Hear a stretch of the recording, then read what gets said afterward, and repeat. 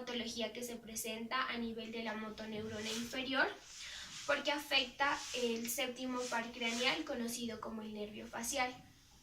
Esta es una patología que se caracteriza por la debilidad muscular de la cara o la debilidad muscular de la expresión facial a raíz de la lesión del nervio facial, que como bien sabemos es un nervio mixto que tiene su funcionalidad sensitiva y motora.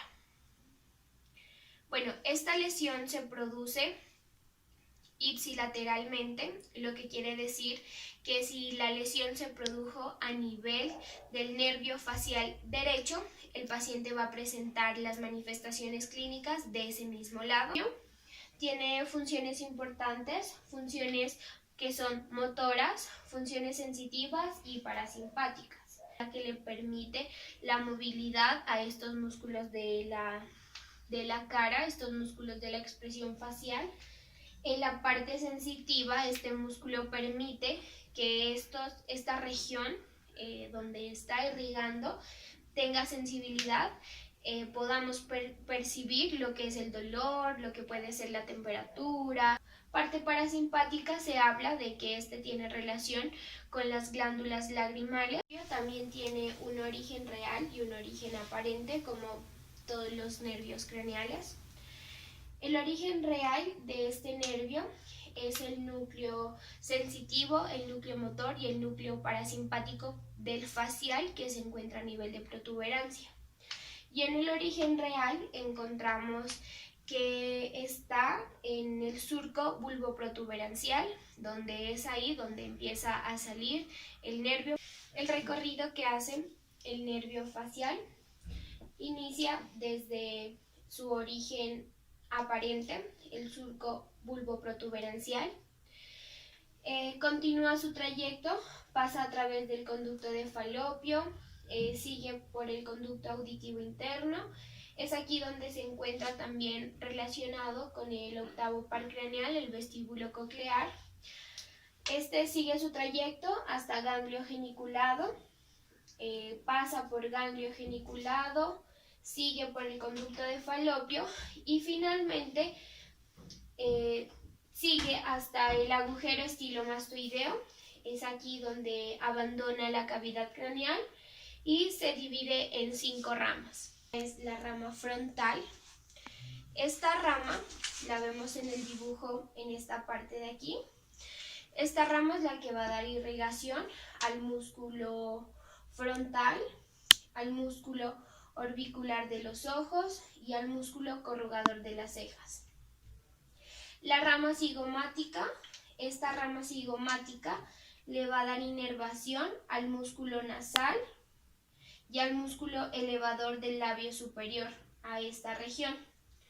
La rama maxilar le va a dar inervación al músculo buccinador, que está en esta porción.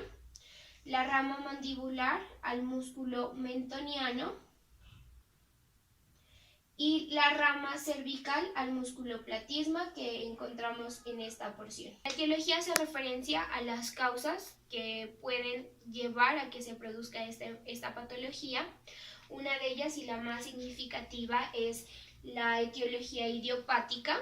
Bueno, esta es una causa que a ciencia cierta no se conoce el motivo exacto o el agente o lo que llega, el mecanismo que llega a causar esta patología. También está relacionado a un tipo viral. En este tipo viral se hace referencia a la reactivación del virus herpes tipo bacteriano. Este tipo bacteriano se relaciona con una infección que sufre el oído interno conocida como otitis. Esta infección también puede llegar a causar lesiones al nervio. Traumas que estén relacionados o ubicados en el lóbulo temporal. ¿Cómo se produce esta parálisis facial periférica? Bueno, para explicarlo voy a hacer uso de esta ilustración. Bueno, como bien miramos, la corteza envía información eferente desde las áreas motoras, las áreas sensitivas, hacia el núcleo del facial que está ubicado a nivel de protuberancia. Este núcleo del facial se divide en dos porciones, la porción ventral y la porción dorsal. La porción ventral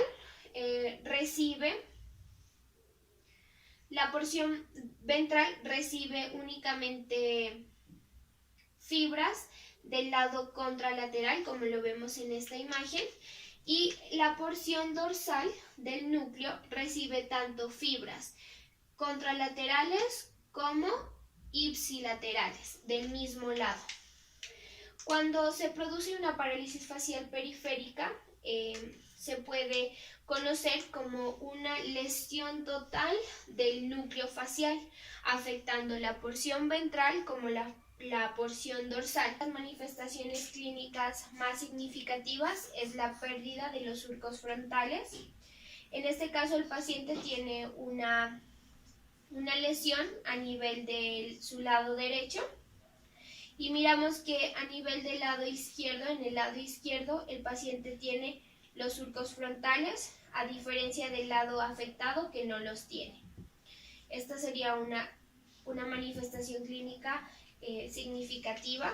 Bueno, la debilidad muscular, se daría a nivel de toda la hemicara.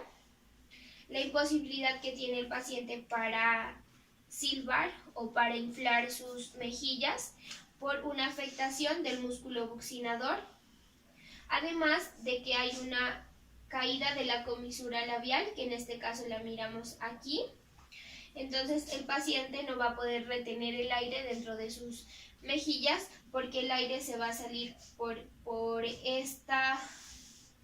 este lugar debido a la caída de la comisura labial. También hay una manifestación significativa, que es la pérdida de la sensibilidad en los 2/3 anteriores de la lengua. Esta es debido a que el paciente, como no puede cerrar completamente su ojo, el ojo siempre va a permanecer abierto y esto va a producir la sequedad ocular. El paciente va a presentar lo que es el lagrimeo excesivo. Este se debe a que, como bien lo dije anteriormente, el nervio facial tiene unas fibras parasimpáticas que estas se relacionan al control de esas glándulas de Bell, que la literatura lo reconoce como el más significativo. Es donde el paciente tiene la imposibilidad para hacer una oclusión palpebral completa, lo que quiere decir que el paciente no puede cerrar completamente su ojo. La fisiopatológica de la parálisis facial periférica inicia con la presencia de un agente agresor, que en este caso puede ser el virus del herpes 1 o la bacteria que ocasiona la otitis. Bueno, ante la presencia de un agente agresor, el cuerpo reacciona y da una respuesta que la produce el sistema inmunológico. En este caso, el sistema inmunológico no actúa bien, por lo tanto hay un déficit del sistema. El sistema inmunológico no funciona, ya se produce como tal la instauración del agente agresor, que en este caso va a ser pues a nivel del nervio facial. Cuando ya hay la instauración de este nervio, de este agente agresor, se produce todo lo que es la cascada inflamatoria, donde hay liberación de linfocitos T, que posteriormente llevan a una liberación de citoquinas. Las citoquinas y los linfocitos T causan cambios en la permeabilidad de la membrana, por lo tanto en un estadio puede llegar a causar el edema. La presencia del edema lo que va a ocasionarle al nervio es que se comprimido, que puede llegar a ocasionar una disminución del impulso nervioso, pero también puede llegar a causar unas laceraciones a nivel del nervio. Afecta lo que es en realidad la vaina de mielina. Al afectarse esta vaina de mielina, que puede ser provocada por el daño y por la muerte neuronal de los oligodendrocitos, en este caso pues el impulso del nervio va a pasar, pero va a ser muy lento. En una axonotmesis, en esta lesión, lo que se va a ver afectado es el axón. Por lo tanto, el transporte de la información pues va a ser mucho más lento, porque ha pasado de el nervio desmielinizarse, ahora a verse afectado el axón. O sea, va a pasar la información muy mínima, muy poca. Y por último, el tercer grado de lesión, que es la neuropraxia.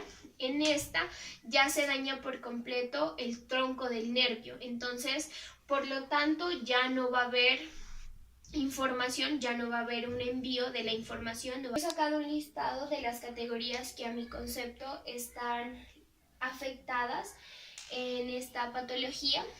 La primera de ellas es clara, la integridad del nervio periférico. Sabemos que ante la presencia de un agente agresor, el nervio periférico se puede dañar e incluso puede llegar a romperse, a haber una ruptura de este nervio. Por lo tanto, la integridad del nervio periférico está afectada. También es una categoría que está afectada. El rendimiento muscular, ¿por qué? Porque el rendimiento muscular tiene que ver y está relacionado a la fuerza que tienen los músculos. Esta categoría no porque tenga que ver nada con una lesión a nivel frontal, sino más bien esta categoría se relaciona porque el paciente después de que le pasa este suceso, mientras está en el periodo de curación de esta parálisis, el paciente siempre tiende a tener una baja autoestima. Otra categoría que se ve afectada, a mi concepto, es la vida laboral. Como por ejemplo una persona que es modelo, una mujer que es modelo o un hombre que es modelo, donde pues digámoslo así, su herramienta de trabajo es tanto su cuerpo como su rostro. Entonces a estas personas sí se les va a ver complicado su vida laboral. La integridad sensorial también está afectada porque, como bien lo dijimos, también está afectada. Como bien lo dije, este nervio tiene funciones sensitivas y funciones motoras. La integridad refleja también está involucrada, esta la he relacionado porque hay unos reflejos que nosotros podemos hacer cuando podemos hacer la oclusión palpebral completa. Uno de ellos es el reflejo de amenaza o el reflejo guiño en cuestiones en amenazas, cuando por ejemplo viene un viento y trae consigo mugre o suciedad a nuestro ojo y a permitir que dentro del ojo se instauren estas partículas que pueden lesionar nuestro ojo. Una persona que no tiene esta patología, lo normal que haría es cerrar completamente su ojo, impidiendo que estas partículas de pronto entren. Pero el paciente con parálisis facial periférica, como tiene una oclusión palpebral incompleta, el paciente pues no va a poder cerrar su ojo y se va a ver afectado este reflejo. Y asistencia. ¿Por qué? Porque el paciente que presenta las manifestaciones clínicas de sequedad ocular tienen que hacer uso de gotas artificiales que le lubriquen su ojo. Entonces se toma como una tecnología de asistencia. Además de eso, también los pacientes, cuando tienen una desviación de la comisura labial, entonces los pacientes tienden a consumir bebidas por medio de un pitillo, porque si lo hacen de manera natural, pues todo se le va a derramar por la comisura que está afectada.